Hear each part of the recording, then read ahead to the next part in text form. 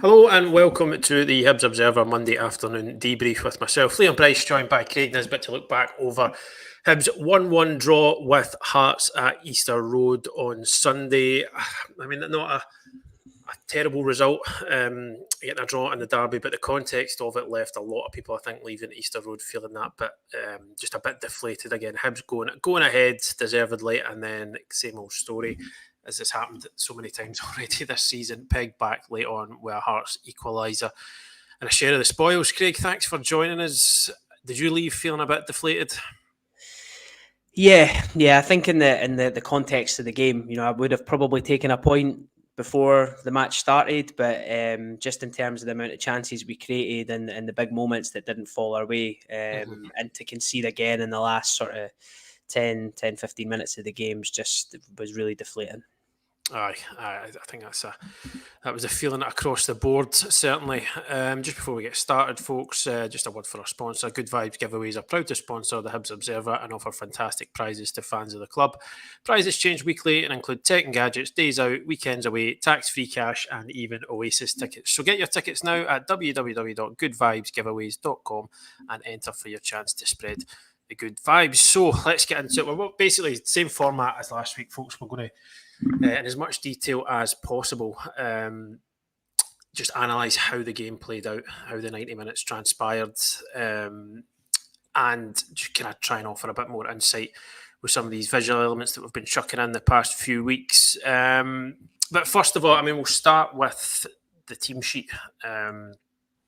Just a look at how Hibs set up. I mean, I'm looking at it and thinking, well, this probably was as reasonably, as attacking as David Gray could reasonably go in this fixture. And I think there was changes in there that quite a few people seemed to be calling for after the Dundee United game. What did you make of it?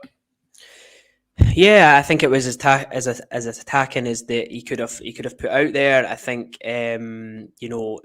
Triantis coming back in for no suspension made a lot of sense. Obviously, with Cadden's injury, Miller starting at right back, and obviously Boyle coming in after his 45 against Dundee United, and obviously it was great to see Ellie back starting. I think everyone was delighted to see him.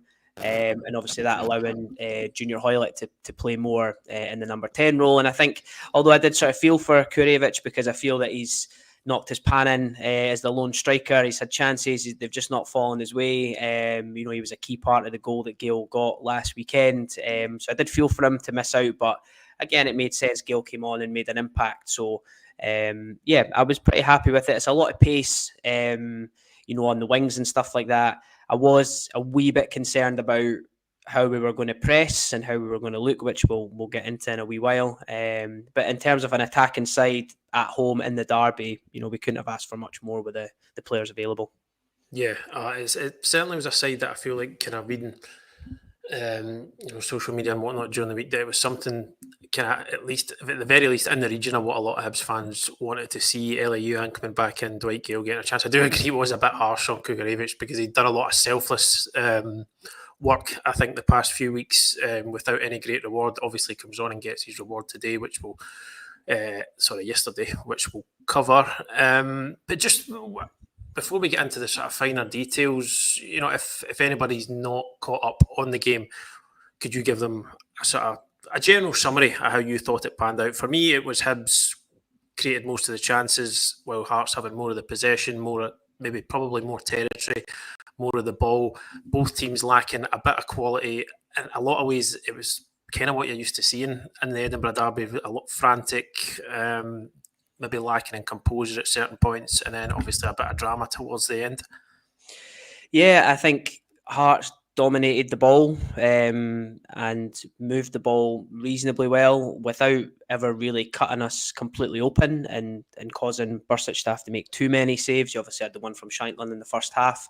And for us, I think it was probably our highest XG, I would imagine, for the season, or up there anyway. 1.47 according to Stats. Yeah. Okay. Yeah. I think Football had it at sort of 2.16, but big, clear cut chances that came our way that we were just not able to take. And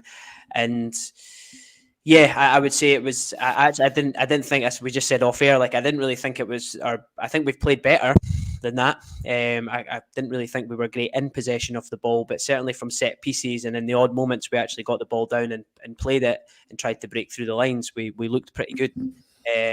I just want more of that. Not much I'm to sure ask David for, Gray. is I'm it? sure It's David Gray. I'm sure David Gray's saying the same. Yeah, I'd imagine it would be. So yeah, just on the screen here, folks, it's just basically a story of how the game panned out in terms of chances created. So you can see the XG numbers for both teams there: 1.47 for Hibs at full time and 0.91 for Hearts. You're saying the football data was maybe getting a bit high. As detailed as the stats bomb stuff is, it can be a wee bit conservative, I think, at times. So I think you could probably make a case for that actually being a wee bit higher, but just in terms of how it panned out here, you can see not a lot in it. First 45, really not very much. Hibs had a couple of moments. The Dwight Gale header, the Dwight Gale, the one where the ball broke to him at the edge of the box after Craig Gordon kind of flapped it across, and then you can see second half Hibs creating more chances, Hearts coming into it towards the end. I'd say that probably does pretty much reflect how the game panned out, would you? Yeah, I would say so. I sort of felt like the bigger chances and the bigger moments felt us, and you can see all the little kind of steps and spikes in the graph are chances for Gale, Triantis' chance, Ekpateta's chance towards the end of the game as well. But yeah, I would say probably around 60 minutes when we started to make some substitutions, I felt Hearts sort of came back into it a lot more, and they had a lot more possession, and they were just starting to gain a bit more territory and get closer and closer to the goal, obviously resulting in the goal they scored in the 85th minute. Yeah, I mean, so did you agree with the substitutions made? Did you have any issues there? I suppose. I mean, Ellie Yuan had his, probably his best moment off the game and then got subbed, which, I mean, he hasn't played a lot of football, so kind of understand that. Maybe that was, we'll give him 60 minutes and that's where we'll go. But, when he opened his legs up and I think he collects the ball from Obita and he drives in, cuts across the pitch and slips in Dwight Gale, who takes sort of like a poor touch that goes into Gordon. Yeah. You were thinking, here he is, he's coming.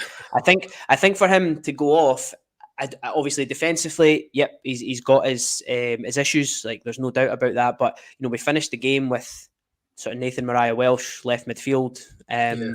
So I think for me, would you not rather keep Eli Yuan on in the hope that if he gets in possession of the ball, he might be able to drive forward, create a chance, maybe produce that bit of magic. So that one frustrated me a little bit. I suppose in the context of him not played for a couple of weeks, I get it, but you just hope that in a game like that and playing Ross County on Wednesday, I would presume away he wouldn't start that game. Mm-hmm. So I was thinking just leave him on the pitch, let him, give absolutely everything and then, give him a rest on Wednesday. But yeah, I think it maybe ties into a sort of broader discussion I've seen a few folk having, like Hibs.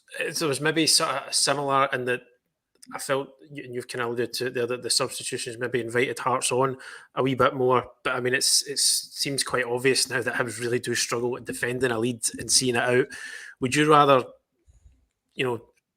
see a more kind of retaining a more attacking approach in these situations instead of trying to see games out? And just keeping at a one or two attacking players maybe on the pitch? Yeah, I think you could again. You could see Boyle tied in on the other side, and obviously I think Hoylett then came off for 82nd minute, and because of like the bench and we've talked about it's not necessarily a lack of options, but it's viable options that will come on and actually enhance the game. And I think a good example, if you look at the subs Hearts made, players that can come on and influence the game. Alan Forrester gets the header that goes up to the back post, James Wilson scores. There's two subs combining straight away. So I think, that we just don't have that. Our subs, when they come on, it's not always like that. And apart from Kurevich and Gale swapping in and out, as soon as you start tinkering in the midfield, and I just feel like then we start to lose a little bit of like our attacking side of things. And yeah, as soon as Mariah Welsh and Doyle Hayes and stuff, Doyle Hayes coming on for Hoylett, understood that one. That probably makes a bit of sense to go in from there. But I just kind of felt like we lost that ability to sort of counter-attack Hearts effectively and give them something to worry about. And, we were just shelling it long, and we were getting really tight and really deep, and we could not get out, and you're just inviting pressure. Yeah, it was a bit reminiscent. Obviously, different circumstances because Hibs had a man sent off at Tannadice, but there was shades of that a wee bit, I think. And obviously, again, at the end, it proves not quite as costly as it did at Tannadice. But again, it was a late blow for Hibs. So, I mean, we'll move on and just kind of talk about how both teams approach the game. The setup here, you've clipped a lot of both teams build up. So we're going to try and go into as much detail as possible on that. So have a look at Hearts build up first, but then obviously by extension, how Hibs set up to try and stop them. Can you talk us through kind of both aspects of that? Yeah, I think obviously Hearts, since Critchley had come in, I caught a bit of their game on Thursday, and they have went back to basics, I think, in sort of 4-4-2, out of possession, pressing really aggressively.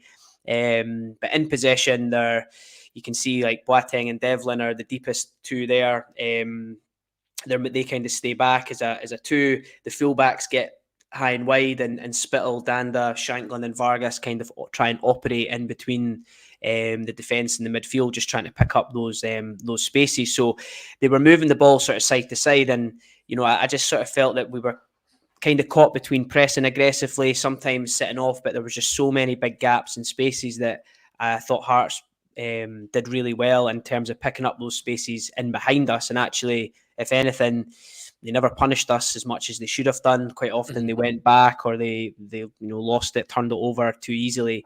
So I just didn't really think our situations more like this. Yeah, so I mean that's the ball on the clip before. That's Kent, I think, firing the ball through into Danda, and you can see there. Then you've got Shankland, you've got Spittle, you've got the run from the fullback, and you've got Vargas going in. And I think that was reminiscent of that sort of opening part of the game, and especially towards the second half as well, that they just kept pushing for that. And yeah, it was a wee bit worrying because I just couldn't really work out what we were trying to do out of possession. It was a bit disjointed, and I think trying to press the same way with Gale and Hoylett, and even Yuan as well, just coming back, but we couldn't really press like that. So I just sort of felt it was a wee bit disjointed, if I'm honest.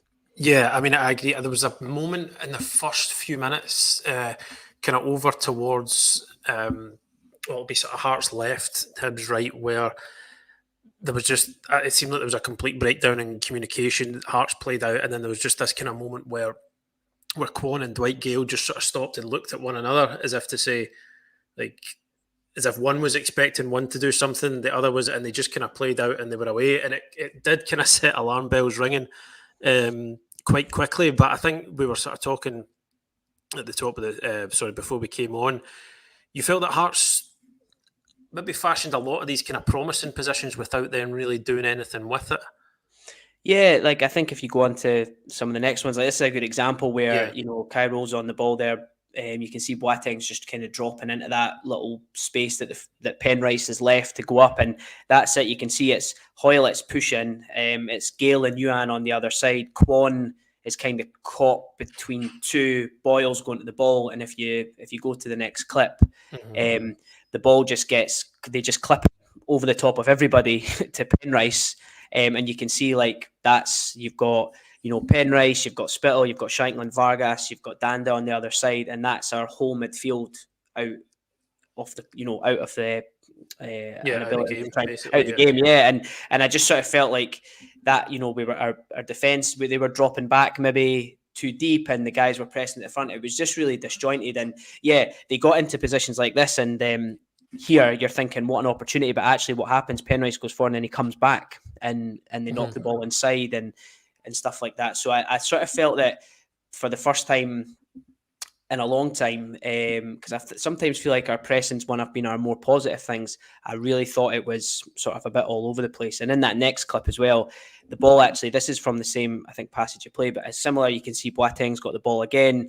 Hoylett's coming across. Boyle's closing them down. I think that's Kwon that's pushed up now towards Devlin, who's pointing into the middle. And if you go to the next one, when the ball gets popped in, that's Spittle getting the ball there, Miller closest to us, and Triantis running across, and so you can just see that again. There's Boyle, Hoylett, and Kwon out the game. Out of the game. Triantis trying to cover Danda free, and that side Miller quite high up. So it was just all over the place.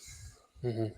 So I mean, what do you think was behind that? Then was it Hibs personnel in these situations? Was it the way Hearts were set up? Because I know we were talking about Hearts being maybe on paper a sort of 4-4-2, but I think you had Danda and Spittle, who they weren't exactly playing as wingers. The width was always coming from the fullbacks. They were sort of tucking into those wee inside pockets, which again gives players decisions to make, maybe drags guys into areas they don't really want to be going into. So, I mean, do you think it was Hibs setup that allowed this to happen, Hibs personnel, or was it Hearts, their formation really, causing the problems, or was it maybe a mix of everything? I think it's a mix of both. I think, when you have to be patient on the ball and you have to, create those spaces. So I suppose there's got to be a bit of credit to what Hearts have done there. But I just think, again, for us, it just seemed like players were, like I think you said there, like Kwon and Gale looking at each other. It just seemed like nobody was quite sure what to do. And I would say in the past, when we've set up where it was Kurevich and Campbell against Rangers and other games, there seems to be quite a clear understanding of where we're forcing teams and what we're trying to do. Whereas I just felt in this game that it wasn't quite there. And it was partly down to Hearts and, Shankland dropping into these spaces, which he is pretty good at doing, and the pace of Vargas probably worrying in behind. But yeah, I just sort of felt that the gap between the defence and the midfield and the forward line, even when we were in possession, it was just too big. And I just think it made it really easy for Hearts to play through. Yeah, I think in a way, kind of looking back at some of these clips and some of the positions, it was maybe some of it was maybe reminiscent of that of the Celtic game at Easter Road in terms of the positions that some of the Celtic players were taking up there. I think that day, obviously, it was Matt O'Reilly and Hatate. They were kind of not exactly playing in the sort of roles that Spittle and Danda, where maybe they were a wee bit higher, but in terms of that kind of in between sort of midfield and defence, and then I remember that day Hibs really struggled with Kyogo dropping in, pulling away from the centre backs and dropping into that space. So again, I think there was some similarities, there in terms of how that panned out. And I think. Sorry, just to say, and if you go to the next clip, because I think it kind of, you can see it's probably easier to see here now with O'Hora and Ekpiteta and Shot, because this example here, Danda comes in off the right-hand side. You can see Shankland's got his position in between Triantis there. Now, when you roll it on as the ball goes across to Kent, Danda just sort of pulls it, he drops in, moves out, quite a common move, drop in, go away. And you can see Shankland kind of turns, you see Ekpiteta pointing. Yeah, Triantis is, I don't know what he's really looking at, because Boyle's kind of in there beside Spittle. And as the ball goes through, it just, as if you go to the next clip there, he just fires it straight through to Shankland.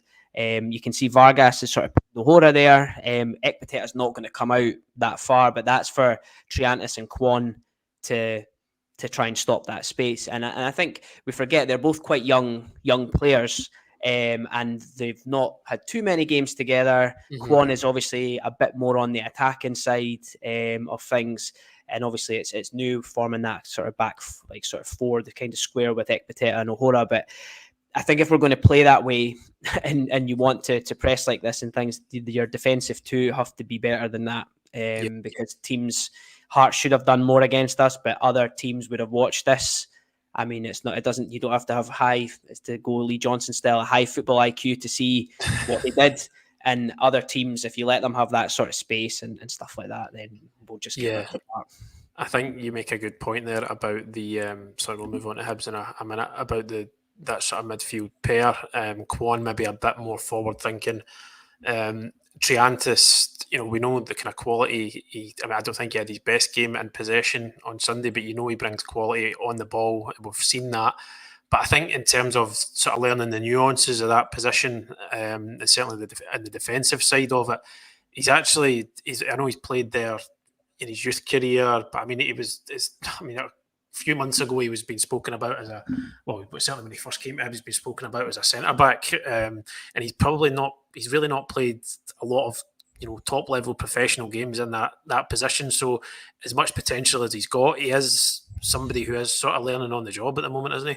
Yeah, and when you're in a team that isn't playing well, it's it's even more difficult. And he's had his, and again, sorry, I meant to say as well, he got a yellow card after 4 minutes. So, and you know what I mean, and that's another thing that it would been weighing on his mind. I can't get sent off again. I can't get caught, and maybe just subconsciously he's then not taking himself close, because you really need to close those types of spaces off. And and again, we've said it's that the midfield is still kind of up for grabs for me. Obviously, I think Newell will come back in midweek for that game, and I do think we're just going to need to keep working and finding the balance between them.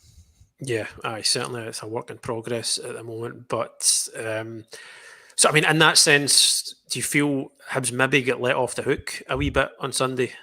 I sort of thought they did. Yeah, I kept, having watched it back, I sort of thought like Hearts got themselves into positions like this quite a lot. Other examples in the second half as well, and they just never really created anything, or they were a bit sloppy. I think in this moment, actually, Shankland tries to play it first time to the fullback, and we'll beat against it, and we hit on the counter, and so I just sort of felt that we were getting cut open quite a lot, but then nothing was really happening. They didn't really create any major chances, but it was still really, really worrying. Mm-hmm. Yeah, just areas you don't want to be allowing the opposition to get into with any frequency, because you are asking for trouble. We'll come on to the second half and how that panned out in a wee while, but just to talk a bit about Hibs, how Hibs tried to build up from the back. I thought a lot of it was quite laboured. Certainly, I feel maybe lacking in a bit of confidence, which is not entirely surprising, considering how things have panned out over the last few weeks. There's got to be some, people feeling a wee bit fragile mentally in that side just now. It's only natural. But just in terms of how Hibs tried to play out, I couldn't, maybe it's, for me, I couldn't see any sort of, it was a bit, again, I felt a bit disjointed as you were talking about the press there.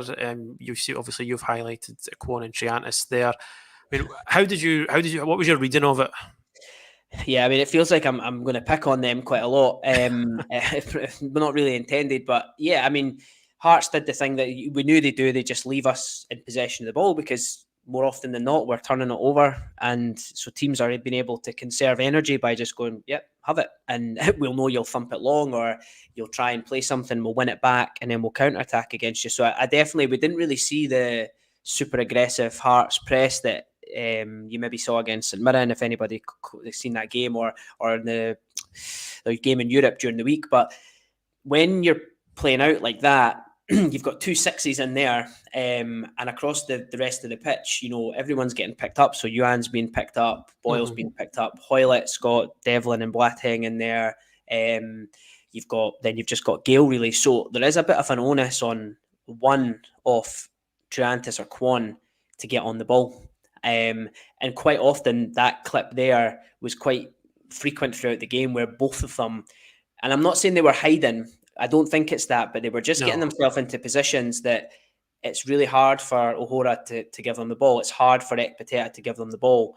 Then I think they start to look longer. So then they were hitting the ball long to pretty much zero success or impact. It was just getting turned over.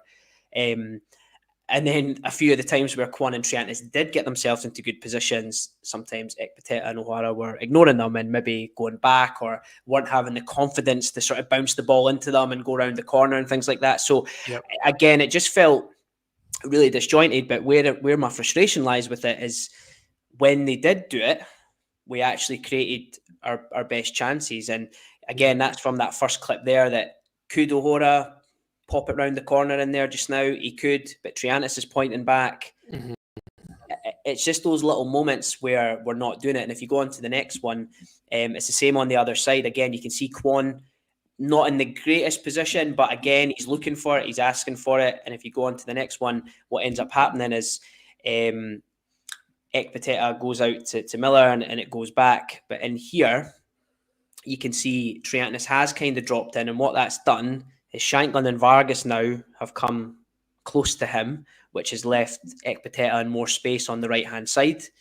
So if you go to the next one here, they're able to get out and play forward. You can see Kwon drops into a position like this. Now it's Miller then on the ball this time. He could maybe fire it across to O'Hora and go out the other side. He could maybe bounce it into Kwon, and Kwon could whip it round the corner for Boyle. But again, we end up going back to Ekpiteta. Yeah, does not end up in a bit of bother. He does, and then it's like a stretch pass back to Bursic, and Bursic is left-footed. So again, the ball's going back to his right side, and then we end up thumping it long. And you're sort of, that's where it was really frustrated me in the crowd, because, and I don't know, you're not close to the dugout to hear the instructions, but I could imagine it must be frustrating because there is moments there. In this example here, Kwon does drop in, and he actually just takes it on the back foot, I think, and turns. And if you go into the next clip, he fires that ball into Hoylett's feet from there, and that takes out 5 Hearts players. So Vargas, Shankland, Danda, Devlin, and Spittle. Blatting, sorry. And from this chance, from that pass, the ball, we end up keeping the ball on the left, and it leads to Hoylett's cross that Gordon flaps, and Gale has his chance.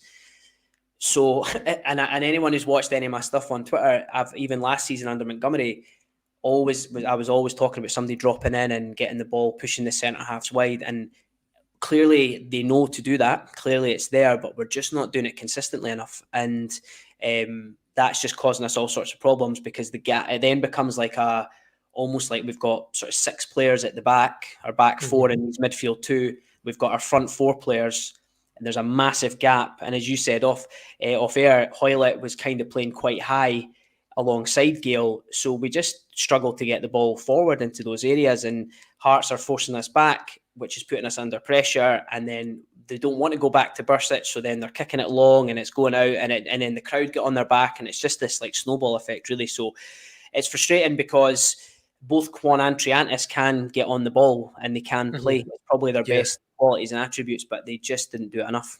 Yeah, because I mean, in this example here, it was a brilliant pass, and it was unbelievable. It stood out to me as possibly the only time in that first half that it happened.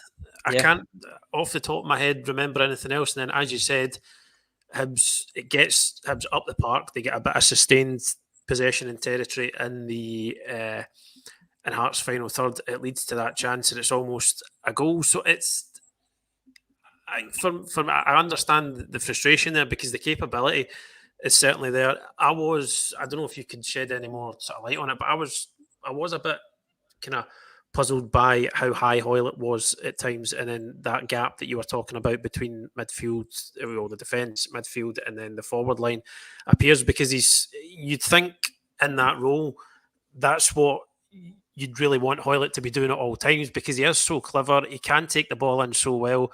Would you not want him to be trying to pick up those spaces, or is there something quite possibly that I'm missing? No, but I think it goes back to this idea of like, what are we trying to do, or what are the instructions? Because I would imagine Hoylett's played the game to a far more higher level than I have ever done. But I'm going to guess that he's thinking the ball's probably likely to go long, so I'll get myself higher up and I'll pick up the second ball. I'll be 30, 40 yards from goal, then I can create.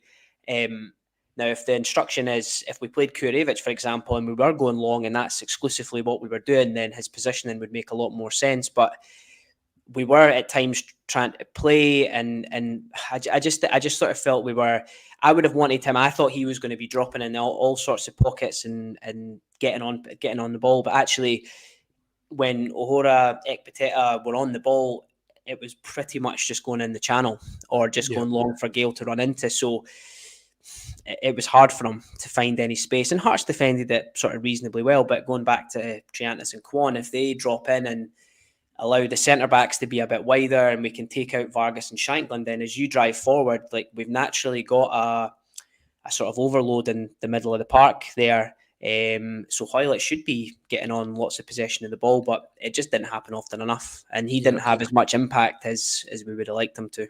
No, I mean, he was still one of him. I feel maybe one of the better players on the day, but the fact that he didn't really have all that much impact kind of tells you a lot about the game itself. So I think if we're just shifting things on to the second half now, David Gray did say at halftime that he did make some changes tactically, because there were some areas where he wasn't so comfortable with Hearts having possession.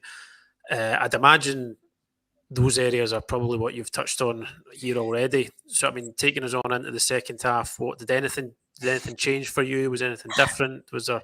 I don't know, and it's hard to say. I mean, again, that example there, Boateng dropping in, that's another thing that Kwon and Triantis to do. They don't always have to go and split the centre halves. One of them can, drop into the sort of right centre back or left centre back position and get on the ball. But again, I just sort of felt the front four, there was a real disconnect between them and the rest. I mean, even just in that, and I know it's a snapshot, and people have to remember that when you clip something and take a snapshot, it's you have to take it with a pinch of salt. But if you look there, you can tell that we're pretty deep. And I think if you go on to the next one, in this one, if there's a kind of clip there, they pop the ball out, and again, you can see they've got an overload on that side. I think Boateng just steps out of the ball. I think he gets a 1-2 with Spittle, and again, you've got Boyle chasing back, Kwon, Triantis, Hoylett and Yuan are pretty much out the game there. Miller's caught between two places and they slide the ball in, and Penrice, I think that's actually the chance where eventually it goes through and Shankland kind of swipes it in, Ekpiteta kind of gets a block in, but I struggle to really see any real change. I sort of still felt that the front four were quite high up and everybody behind them was quite deep, and it just kept opening these little pockets of space. But again, going back to Triantis, again, if we're talking about chances, he drops in here. Again, Shankland and Vargas come with him. The ball goes out to O'Hora here. And what he's able to do, now that he's not got the worry of Vargas being so close to him for Vargas's pace, he's able to dribble forward and step forward. And what that gives Danda, who's just in the sort of bottom left-hand corner of the screen, sneaking in there. Danda then has to decide, right, am I going to close down the ball? What's my positioning like? And it just gives Obita a fraction of space that O'Hora is able to find them. And if you go to that next clip, so again, he drives out. He's just in that position. Danda's kind of caught. Is the ball going to go inside? Is it going to go wide? O'Hora plays it wide, and as it goes to the Obita, that's the part where Obita then steps forward and slips it into Eli Yuan, who's taken a nice position up in the middle of the pitch, turns, drives towards goal, and that's when he slips in Gale, who just takes a poor touch and it goes into Gordon. But you can see there, that positioning from Yuan is perfect because Obita's holding the width. He's drifted inside, which means the Hearts fullback can't really go with him. Gale splitting the centre halves. I think it's Hoylett just on the halfway line there between Boateng and Devlin. It's perfect, and that's where Ellie can harm teams because he dribbles inside and he's got so much quality to shoot or to thread those little balls through. So again, sitting in the stand, I thought, right, perfect, here we go. We're dropping in more, and then he got subbed off, and we didn't really then see Triantis and stuff going back for the ball, and then I sort of felt from sort of 60 minutes on, obviously we got the goal, which was brilliant, but. And it gave us a boost in terms of how we pressed and stuff. We started to go. Kurevich is able to press a little bit more. But as the clock started to tick down, we just sort of fell back into our kind of bad habits of getting deeper and deeper. And the substitutions meant we just didn't have an outlet. Yeah, it was an old habits die hard yet again, wasn't it? I mean, I think you make a great point there about why this was such a good example of what Hibs just didn't do enough of. I think when you're up against a team who are happy to let you have the ball, who all have worked on this shape, who know these guys, for example, Danda here, perfect example, he'll know, he'll be expecting Hibs to knock this around at the back. He'll know exactly where he's supposed to be when Hibs are doing that. And then I think to then counteract that, and it's what Hibs didn't do enough of, you need to find ways of giving guys like decisions to make that are maybe out with the sort of tactical instruction that they've been given. And I think this is here perfect example with Danda. Does he commit there? Does he stay with Obita? And he just, it's just enough that lets him Obita get on the ball, break forward. So I think you're spot on it. There just kind of wasn't enough of that. And then when the changes then come, I know Hibs get the goal after Kukurevich comes on and Mariah Welsh comes on, but it does start to maybe drift away. The kind of longer that went on. So, I mean, in terms of, the way Hibs were playing there, do you think it's, in that terms of like struggling to play out, do you think that's an issue with the setup, or do you think players need to be a bit better at finding solutions within it? or again, is it a bit of both? It's probably a bit of both. I think a massive thing of it is confidence. I think, you know, at the start of the season, Ekpiteta had a few issues with the ball at his feet. Then Horace had a couple of things defensively. Triantis and has had issues sort of more out of possession, I suppose, of the ball in terms of like fouls and things like that. So again, I'm not making excuses for them, because like you should be able to, if they've been told centre half split, I want somebody to drop in and get the ball, then you have to do that relentlessly. You have to do it every time. You'll make, you create a little overload. I mean, you could create a little 4v2 there. Shankland and Vargas were pretty much up there by themselves. Yeah. So if Triantis comes in, you've got Bursic, you've got 4v2. That should be simple enough for players of that caliber to get the ball out and make decisions. So I just don't think it happens enough, and I don't know if that's. I think it must be a confidence thing in each other and trust in each other and things like that. But that's the stuff that we just have to get right. And as again, it goes back to that thing. It's frustrating because we can do it, and the players can surely feel and see the success that when they do that, we create chances. And and listen, football's not super easy that it's like that all the time. Teams try and stop you, teams change, things like that. But I just think we need to be a bit braver on the ball. Yeah, I think bravery is the key word here. So yeah, just I suppose it's not something Hibs fans will be wanting to see too much of again. But just the Hearts goal. I mean, does it? Well, it's just a messy one all round, isn't it? It's frustrating because, like at the beginning of it, I've highlighted Mariah Welsh because he sort of points at Alan Forrest there at the edge of the box. Now I'm going to guess he's pointing at Kurevich to potentially come and pick him up. Kurevich is just sort of to the left of Forrest there without anyone. I don't really understand his positioning, because you can see from where the throw's coming in, it's going to get lobbed in amongst that melee of players. So I really feel like they needed to have somebody sort of in line with the 6-yard box, just at the front covering that space, which I think I maybe highlight in the next clip. Sorry.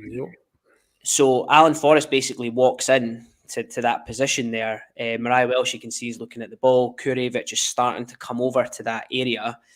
As the ball goes in from the throw, I mean, it's Alan Forrest that gets the header, which I think is just unacceptable, really. I mean, David Gray was he was saying, with the greatest of respect, he's not, a 6'2", and you could tell that was I think that was the bit about it that really frustrated him. Yeah, and it just goes back to that thing about, in that moment, Mariah, even if he thinks that's Kurevich's man or not, or whoever it is, just like somebody take him, somebody pick him up, somebody make contact with him, somebody get their hands on him, somebody, do something. And then, if the ball gets cleared and thumped away, then have a go at each other and question it and go over to the sideline and flick through the booklet and see who should be having who at all bits. But just sort of deal with it in the moment. And obviously, he gets the run on everybody. It's a bit of a sort of scramble in the middle.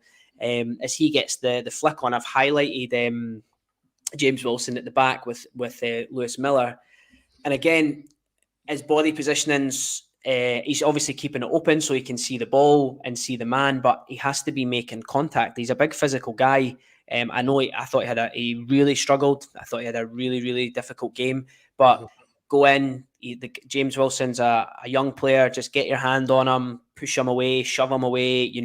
Don't be silly with it, but just make that initial contact, which just show a bit of savvy, really, isn't it? And it's all young defenders. That's kind of drilled into you and drilled into them, is that just get contact, just make it a wee bit difficult for them. Because what happens, obviously, it gets flicked on. It actually comes off Shankland's, just not budging into Triantis. It comes off Triantis' sort of right shoulder or off his back, zips past O'Hora, and Wilson's got the run on Lewis Miller, who's just sleeping, and there's the goal.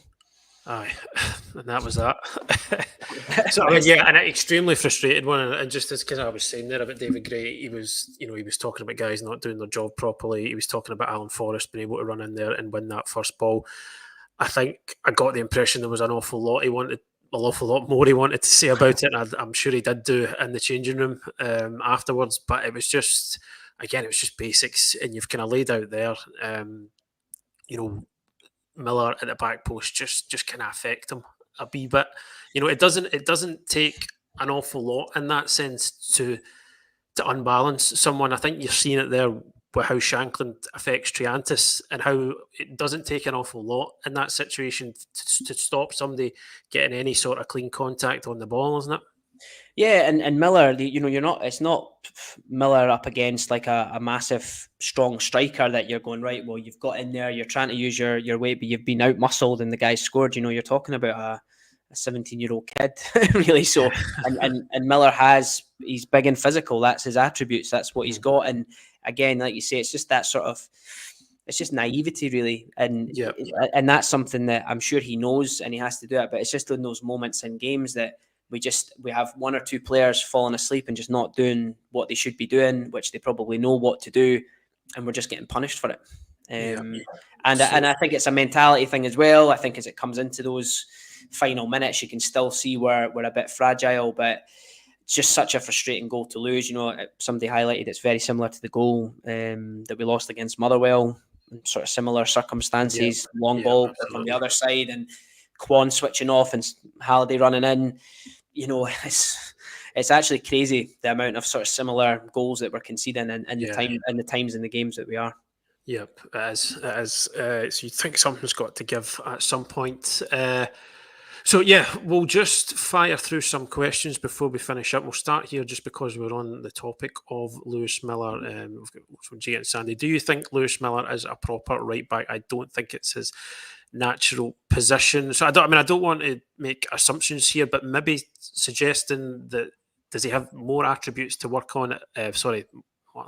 More suited to playing as a centre back. Is that what's being suggested here? I mean, how do you see it? I think again, he's got all this sort of. I feel this has been said so many times. He does have all those physical attributes. In terms of his size, his speed, just his general athleticism. I think where is just this sort of, I don't know, is it game awareness at times, decision making that I feel that maybe lets him down. I'm getting away a wee bit from the question here, but it's been suggested that maybe right back is not the best position for him. How do you see that?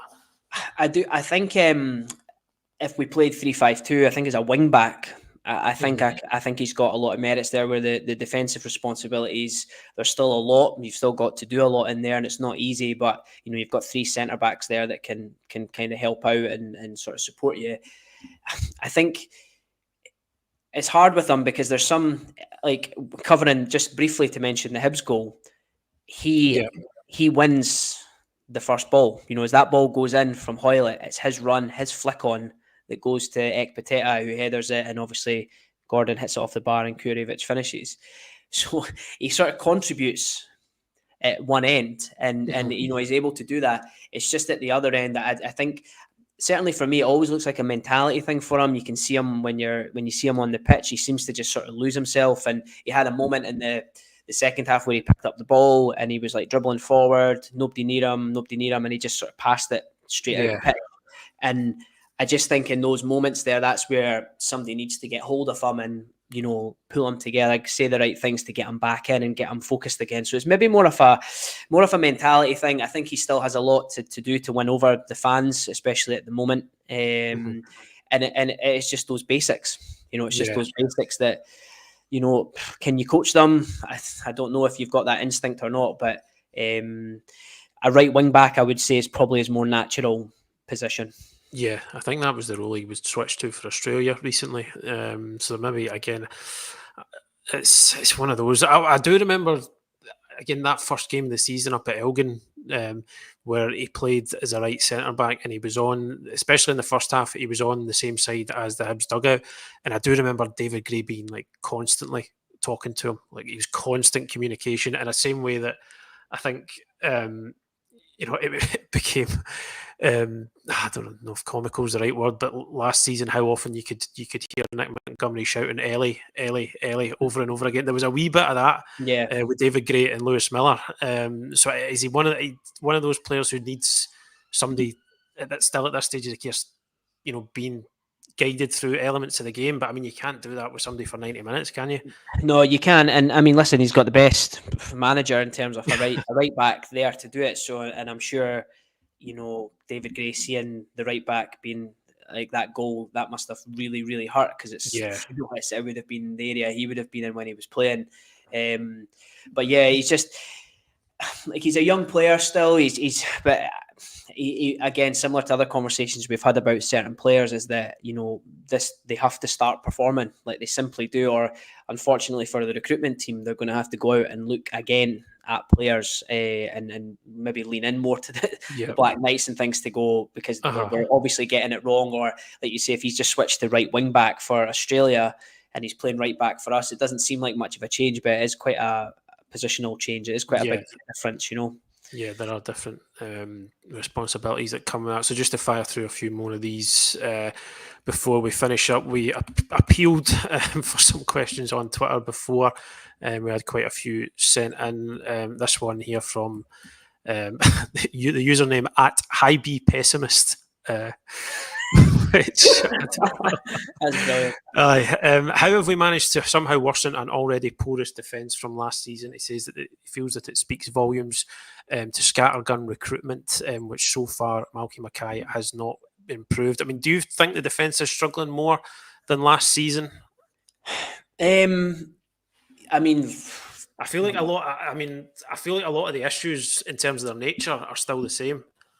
Yeah, I mean, last season I think we worked out, wasn't it, like with 20 odd points that in the sort of semi-final against Aberdeen, where we'd conceded goals in the final part of games, and under Nick Montgomery it was more of a, why are we not seeing out the game better? We're up and we're not changing things and we're just retreating, and then teams are picking us off at the end. And it's kind of similar here, but actually with almost like certainly like a group of different players and that kind of spine of the team, for like O'Hora, Ekpiteta, Bursic and Kwon and Triantis, I suppose, and guys like that in the middle.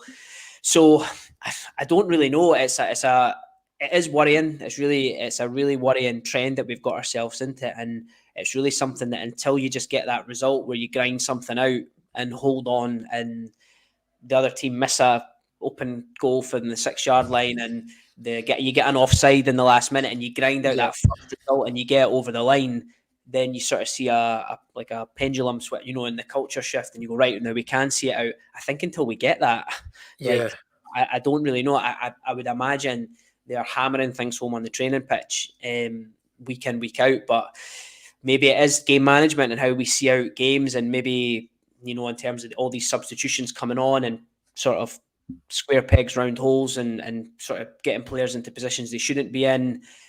Maybe he just needs to scale back on that. But then he's got to get minutes into guys like Doyle Hayes and Mariah Welsh and things like that. But I would say about his substitutions is that you see people not in the picture for a couple of weeks suddenly come into maybe a big game and then come out again. And I just don't quite know kind of what the long-term plan is for some of those players. Yeah, just to address the sort of second half of that question there, are you at a point yet where you're scrutinising the recruitment made during the summer?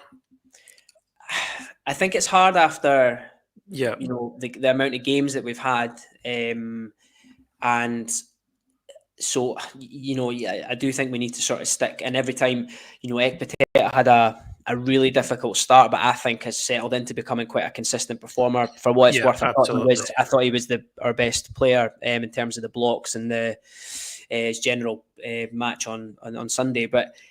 Then Bursic starts to struggle. O'Hora's kind of struggled a little bit as well. And obviously we've just spent a lot of time talking about Kwon and Triantis and things like that. So I think the recruitment I think scattergun is probably the perfect word for it. A lot of these players are good players. It's taken a long time to gel. There's a lot of pressure on the manager. There's a lot of toxicity in the crowd towards the ownership and other things. So it's a really probably difficult environment for them. I'd like to think some of them will pull through and become sort of consistent performers for us, but they're going to need to, I think Wednesday and Sunday become so important. Yeah, they are huge games, aren't they? There's no getting away from that. And it's like, I know players always and managers always talking about, oh, you want another game right away, but I'm not sure if you want Dingwall on a Wednesday No, night, to be I honest. wouldn't. I mean, nobody's ever going to say that publicly, but I think behind closed doors and in their head, are they thinking, well, this is maybe a game that we could be doing without this week. Just to finish off quickly, Simon Payton is seriously worried.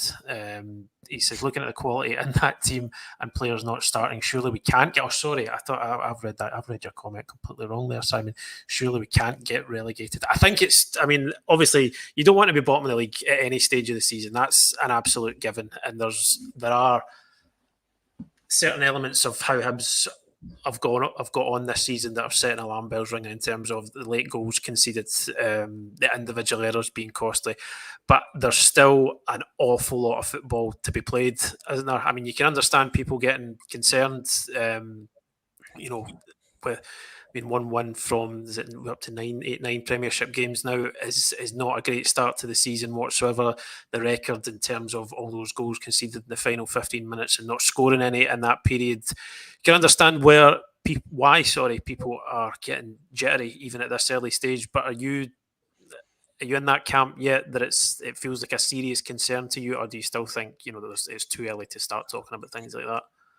It's difficult because I think a lot of the stats, and I think it's our worst start for a long time as well. I think I seen the other day as well. So it's all pointing to that. I would say, like, obviously putting myself through the misery of rewatching a lot of the games, there is like sparks there, and I do think the quality we have, like, there is a lot of quality there. I suppose that the unfortunate question for David Gray will be: is he the guy to get the quality out of that squad and that team, and him and his coaching staff, are they the ones to do it? And it seems like from Boyle's comments and Ekpiteta's comments, sort of during the week in the build up to the derby, and I'm sure you see it when you're interviewing these guys, that they've got a lot of faith in the manager and they're playing for him and they want to make things right. I'd like to think Bowie coming back, a bit of business in January potentially, with a bit of support from the Black Knights if they've been to Las Vegas and patched things up, that will be all right. But I certainly think there's a run of fixtures and starting with these next two, that I think we need to get results in pretty quickly. I think if we don't get 4 points out of this, then I think it's going to be serious questions asked, I think. Yeah, because this league is just. I know we like to in Scottish football. We like to sometimes talk about how this league is different, this league is unique. But I think in a lot of ways, it actually is. There's truth in that, and I think where it's you're kind of maybe torn a bit with Hibs, is that I think in this league having quality in the squad can just sometimes be enough to pull you through, and I think Hibs have got that. But then I think we've also seen enough examples down the years where it's like that old saying of you're not too good to not go down. Sorry, it certainly applies in this league. I mean, personally, I think it's a time for calm heads just now. It's still early in the season. I know it's been poor, but but at the same time, I can understand why people are getting concerned. So yeah, but I think you're spot on. I think we talked about this, about how this run of games started after the last international break will tell us an awful lot about this side, and it is the kind of reality of it that they need to start putting wins on the board, isn't it? I think we can debate everything else. That is just the main thing at the moment, isn't it? That is the one thing that needs to start happening.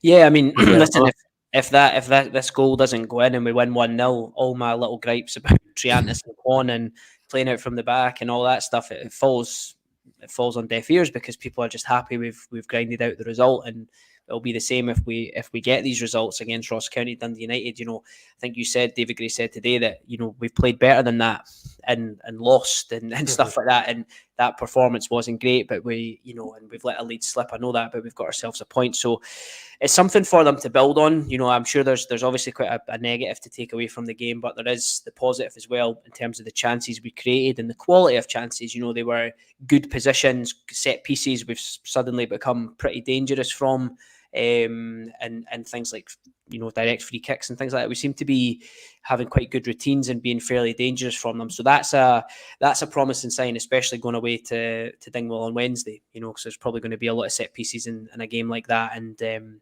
but we just have to get that result. Yeah, I think you would take a scrappy set piece goal and a 1-0 right now, wouldn't you? Absolutely. Own goal, just whatever. Yeah, aye. And off somebody's backside, don't care who it is, get back down the road with 3 points. But we're going to leave it there, folks. Thanks, as always, for joining us, and thanks to Craig again for his great insight into how the game panned out on Sunday. If you're watching us on YouTube, do consider hitting that subscribe button to help us continue to grow the channel. It was press conference day at HTC this afternoon, so we'll have more from David Gray on our website tonight, and then tomorrow there's some embargoed interview with Nectar Triantis that you'll be able to read tomorrow. And then it's up to Ross County for a huge game for Hibs. If you're heading through, folks, safe travels, and I hope you enjoy the game wherever you're taking it in. And we'll speak to you again very soon. Cheers. Thank you.